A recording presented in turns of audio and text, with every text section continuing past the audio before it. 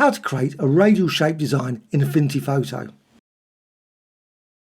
Go to the Tools panel and select the cog tool. Click the document and drag. Hold down the Shift so you create a circular design. Then go to the whole radius and reduce it down to about 10%. Then also the inner radius, you can set that down to the same 10%. That's the minimum setting. Then go to the notch size and you can boost that up to 100% and you'll get this sharp point at the centre. Then go to the Move tool and hold down the Alter Option key and drag, and you can duplicate this design. Select all of the shapes, so all are selected. You can see that in here in the Layers panel. And then you go to the alignment and you can just align centre and you've got that. Now what you can also do is you can resize these shapes.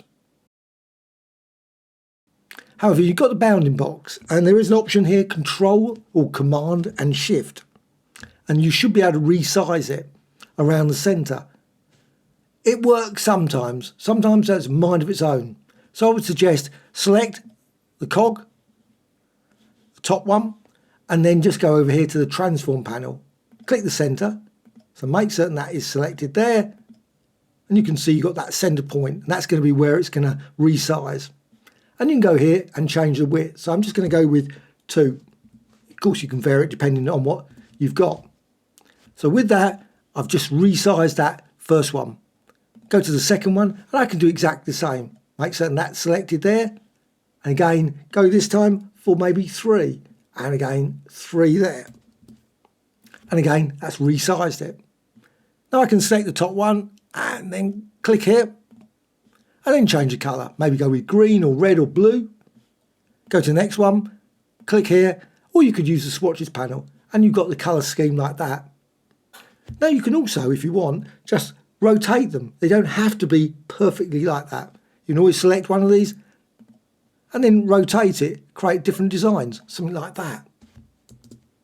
Also what you can do is select all of the shapes and you can go over to the cog tool again and you see it's still interactive, so you can still modify the settings. So you can just resize that, tweak that. Now you'll notice there seems to be a problem. Interactively, it modifies just one. So you want to modify all of them, just go over here to the actual control bar and you can use the T setting. So as you do that, they all change. You can also change the inner radius, so you can see that will change for all of them, and also the whole radius as well.